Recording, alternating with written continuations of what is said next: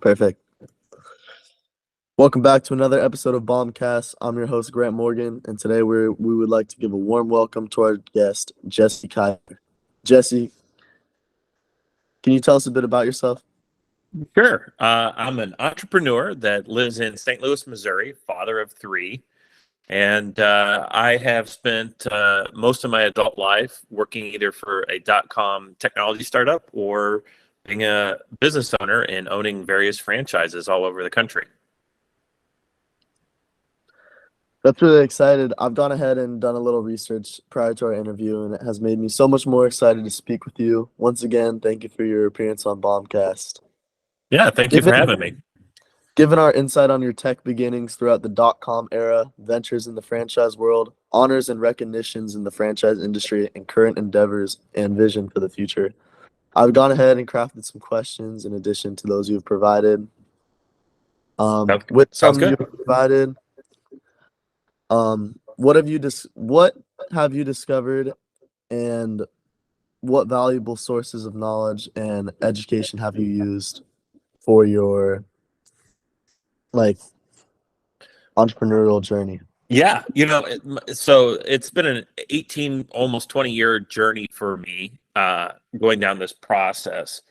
And I could tell you that, and this is the lessons I try to teach my children, the quality of your relationships have a direct response to the quality of your total life. So as I've gotten older, I've learned to have better and deeper and more meaningful relationships with more people.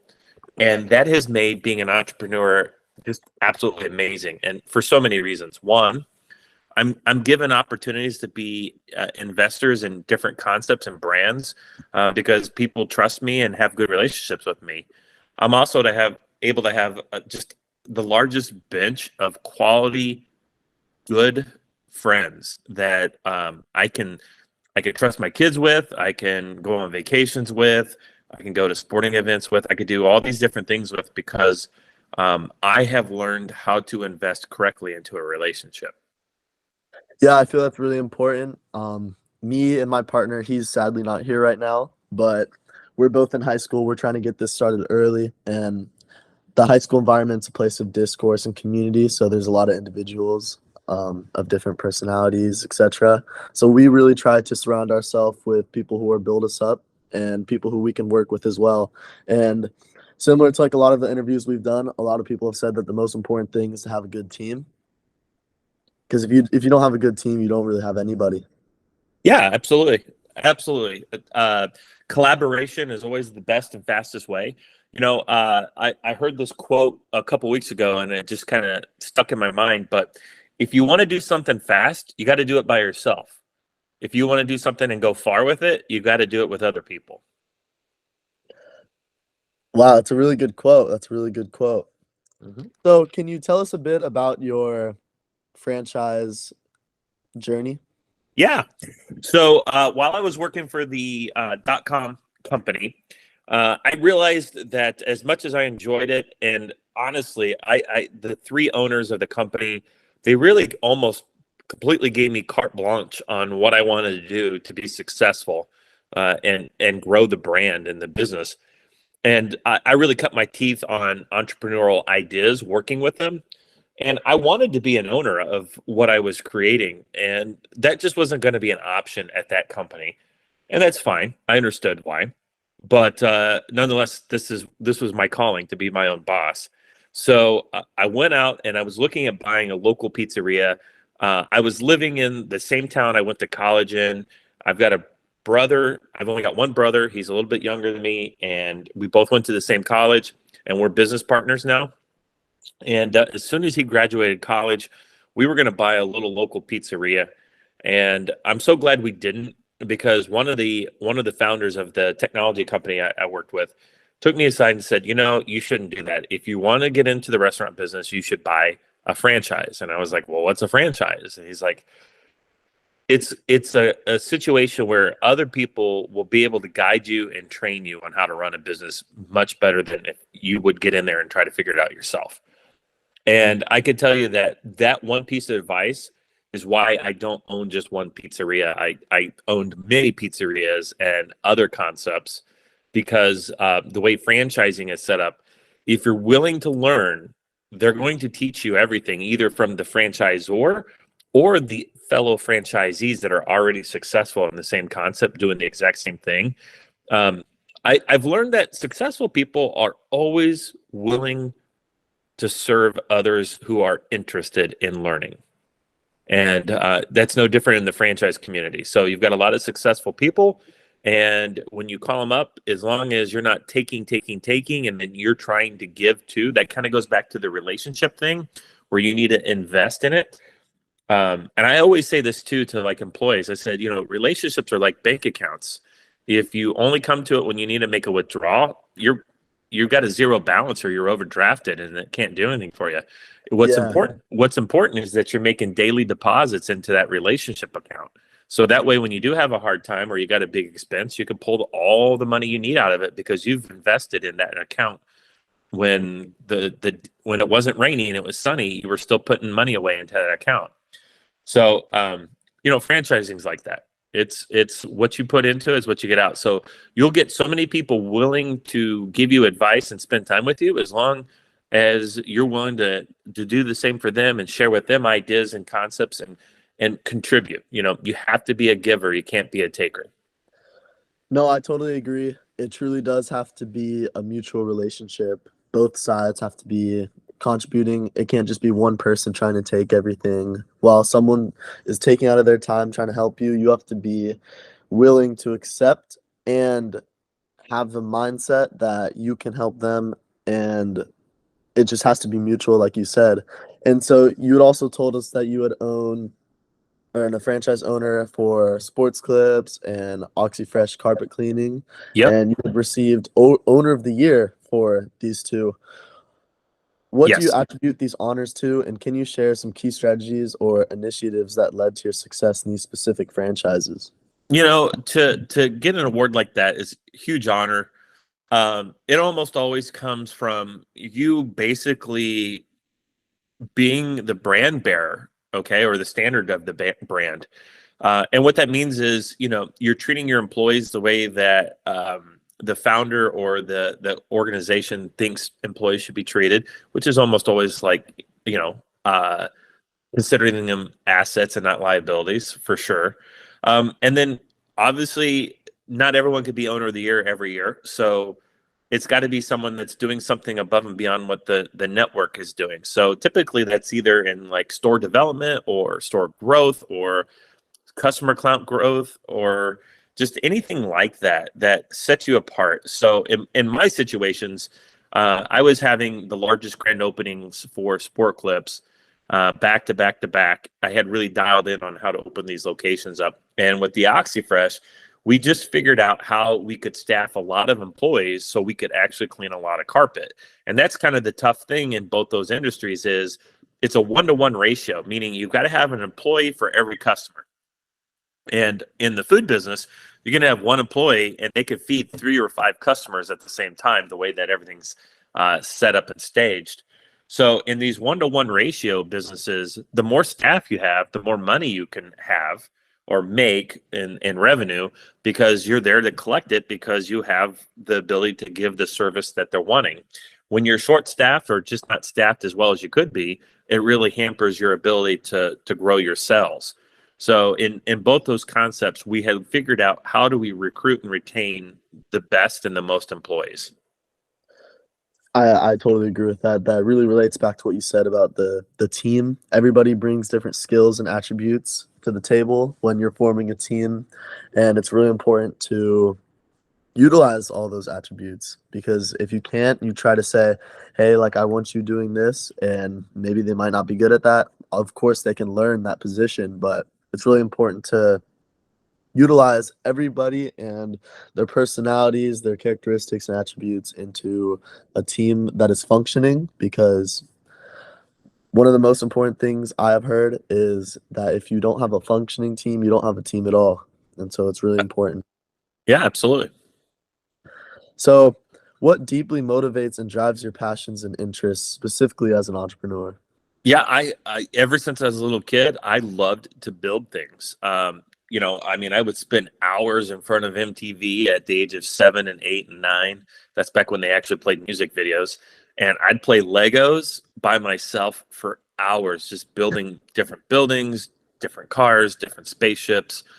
I just really enjoyed building things. And as I got older, I enjoyed building organizations and businesses. It's the same concept. You've got to have a great foundation.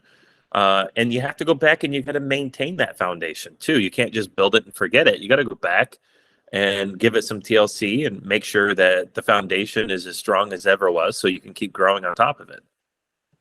Yeah, I think we're really similar in that. Ever since a kid as well, I loved Legos. I'd be playing with them all morning, and then as I got older, going into high school, I've done many clubs. I was president of stock club, president of finance, president of business development, co-president of a few like smaller ones just for fun. And it's really that feeling of like building something. There's something about it. It must like release like some hormones in the brain for me. It just make me happy because now like even for this company, this was just an idea that me and my business partner we started together. He's like a brother to me, and we really wanted to do something that would get our name out there for college. Like we really wanted something to our name, something that we can say is ours, so we just don't seem like two random guys going into the real world. Like we really wanted to be able to speak with high class individuals like yourself who have really done something special in the entrepreneurial world. And it's really important we really utilize these conversations that we have with people like you because they really help us narrow down our career path and kind of help us with our way navigating how we're going to go into being a grown-up. And so this is our like second real month of like interviews and stuff like that. It took a while to get the website up, but it's a really special thing once you have something built and looking back on the trials and tribulations you went through on that. Nice. Yeah, it's just really special. And so what are some effective strategies and principles for leading and influencing others, and how have you implemented these into your life? Okay, so I have what I call the 4 responsibilities of a leader in my organization, and they are in order of importance, and it goes like this. The first one is a leader must protect the gratitude. So gratitude is your culture. The leader must make sure that the culture is thriving, is positive, upbeat. That is the single one thing that will determine success of a team or cohesiveness of a team. The second thing, once you have a cohesive team, the second one is a leader must protect the vision. Okay, so the vision in business terms is like the mission statement. So whatever your company's mission statement is, or your organization's mission statement is, you must protect that, because what happens is you can get what we call mission creep, where you're no longer focused on what you originally came together to do, and other things have somehow or another taken priority and got you guys diffused to the point where you're no longer effective. So that's number 2. Number 2 again was protect the vision. The next 2 are important too, and they go like this. The number 3 is constantly challenge the status quo. So what that really means is we're not going to set goals, we're going to set milestones, because unfortunately when we hit goals, we tend psychologically we say we've done it and then we give up on it. It's kind of like when you're trying to lose weight and you have a weight goal. As soon as you hit it, you stop doing some of the things because you hit it. Milestones are just, hey, we're going to stop, we're going to celebrate this point in our journey, but our journey continues. So for me, going back to like number 2, the vision shouldn't have an end date. The vision should have an idea or a feeling to it. For like Sport Clips as an example, it's to create a championship haircut experience for both men and boys in an exciting sports themed environment.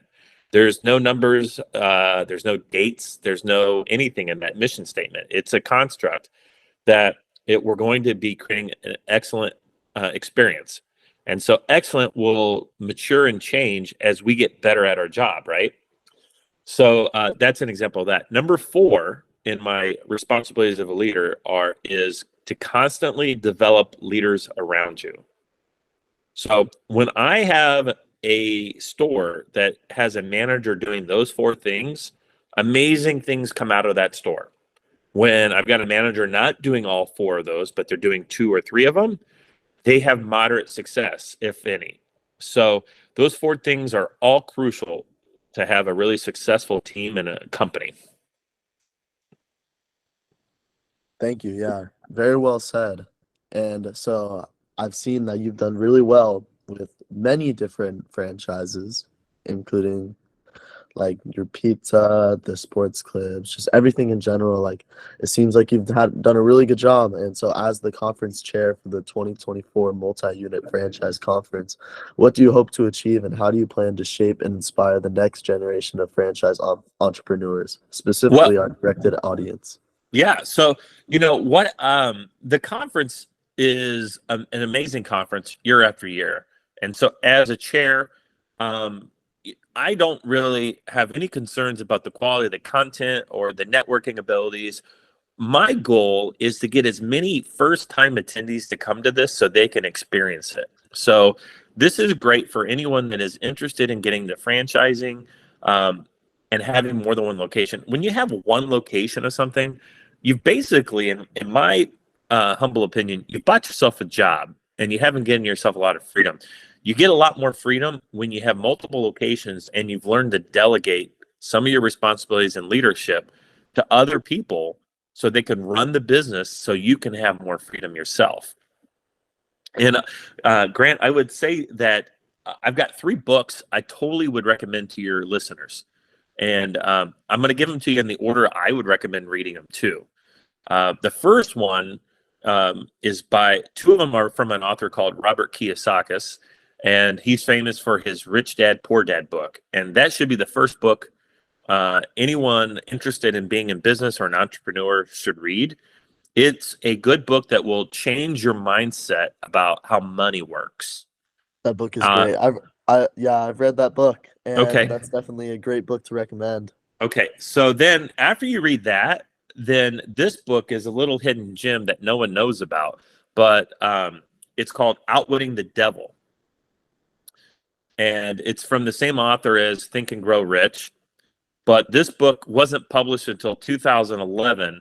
And the reason for that was it was pretty controversial back when it was written, back when Napoleon Hill wrote Think and Grow Rich. And this book is all about mindsets, okay, and looking at how life is in all facets, not just business, but religion, education, everything, relationships, your vices, your virtues. It's a really great book that allows you to understand really how the universe works. So then once you have that foundation, I'm going to go back and recommend another book from Robert Kiyosaki. It's actually my favorite of his books. And it was his second book that he wrote called Cash Flow Quadrant. And that book really lays out what you're going to be doing with your time and energy, because there's 4 different ways that you can earn money. And he goes through the pluses and the negatives of each 4 way.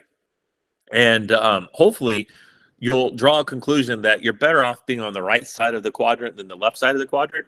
But most people live on the left side of this quadrant. And I don't want to spoil the book, so it's really important that you guys read it to understand the 4 quadrants. But that book allowed me to understand the relationship between time and money. And when you understand that, a lot of times I get questions all the time. Oh my gosh, you have all these franchises. You must work so much. You must be so busy. I'm not that busy. I'm not that busy because I understood the learnings from that book, and time and money aren't a direct proportionality to each other. It is actually possible to make a lot of money and not spend a lot of time doing it once you understand and become a master of certain things. But those 3 books would be the books I would ask all of my children to read, and I've already had my kids read Outwitting the Devil. And the reason I had them read that one first is because there's an amazing audio version of it, like an Audible. That is probably the best Audible book I've ever heard. It's great. It's entertaining. It's captivating. So I knew that when my kids were like 8 years old, that they could listen to it. They wouldn't understand all the learnings from it, but they get some of the idea of it, and then they could revisit it again when they got later. But the audio book, held their attention quite well. That's really important that you do that, and I really salute you Yeah. for getting your kids on that at such a young age, because that's really important. Well, and here's a little hack for your audience. You can go to YouTube, and the audiobook is on YouTube for free. Oh, So wow. it costs you nothing. Just Google "Outwitting the Devil" by Napoleon Hill. You guys heard it here first. I'm gonna go ahead and I'm actually gonna look into that book as well, because I'm actually really into like various podcasts and various books of teachings that will actually very help you. Have you read the 48 Laws of Power? Or I have not read that book. yeah, so that's just like a similar book. I think that is very helpful for when you're starting a business. It's mainly about like how you can obtain power and how you can defend yourself from losing power, and like certainly how to use power. And just like when I say power, and like when power is used in the book, it's just talking about just, Influence. yeah, just like your influence and like leadership, stuff like that. How you can lead a business, etc. And so I'm really into books that certainly give you insight on how to be an entrepreneur, and just stuff like that. So thank you for that, and thank you for recommending these books to our viewers. That means a lot. It's really important that you're giving insight specifically directed to our viewers, which is really important to us, because our main goal is to get our viewers to obtain a mindset. And we believe that's a building a winning mindset where you want to be a winner. And we feel that slowly our generation is slowly becoming less and less entrepreneurial, and they kind of just want to, oh, like, let's see where life takes me, stuff like that. Especially being in high school, I hear a lot of students around me say that, like, oh, like, I don't really know what I'm doing. And it's like, we really want to help this generation begin to want to do something, you know? Well, Grant, I've got children that are in junior high, so they're not much younger than you. I'm extremely optimistic about your generation, and I'm going to tell you this: uh, throughout history, entrepreneurs have only been about 5% of the population, give or take, and that's about the same every generation. Um, there's a reason for that, and I- it's just kind of how the universe works, 5% ish. With that being said, in your generation, if you just have tenacity, if you'll just get up after you get knocked down, you're going to be so successful, because everyone else is so fragile. When they get knocked down, they think the world's against them. They think they're a victim. They think the system's rigged. And I'm just telling you, grit, Grit, grit is all it takes to be successful in this world. And with as many people being so soft-handed these days, those that have grit are just going to be exponentially more successful. So I'm super excited about my kids' generation. I know I'm raising them to have grit, and I'm arming them with the information like those books I was talking about and the mindsets. And there's just less competition for those that really want to go get it. It's going to be an amazing, amazing time for your generation, for those that want to get up and get their own. That's really true. I used to always say, how big would you dream if you knew you couldn't fail? It was a quote that I heard. I'm not sure where I remember it from, but I've always thought of that. So I've always kind of dreamt big. And whenever I get knocked down, get right back up. You got to have that courage. You got to have that spirit. And because there are going to be failures, and I don't think that you can have a one-time success. It may be very lucky, but I think that failures are what helps bring those wins closer to you. And I think it makes those wins just more special to you as well. Yeah, so I had a very wise person tell me once that if you're not having any failures, that means you're not taking enough chances and you're leaving a lot of opportunity on the table. So, the thing about failure is it's not really a failure if you can learn from it and be a stronger person after the experience. So I would never be afraid of failing. Yeah, that's like perfectly said. And we're shifting towards the end of our interview because we've covered a large track of what we feel is important for our viewers to learn. And you've taught me a lot about being a franchise owner and that mindset that you have. And so that about wraps it up for this episode of BAWMCAST. Thank you for joining in and sharing with us. The best of luck to you in your future. If you are an entrepreneur looking to build a winning mindset, feel free to visit BAWMCAST.com or follow us on any of our socials to learn the secrets of financial freedom and the mindset of a winning entrepreneur. Thank you so much for joining in. It was a pleasure talking with you. Yeah, thanks, Grant. Have a great one. You too.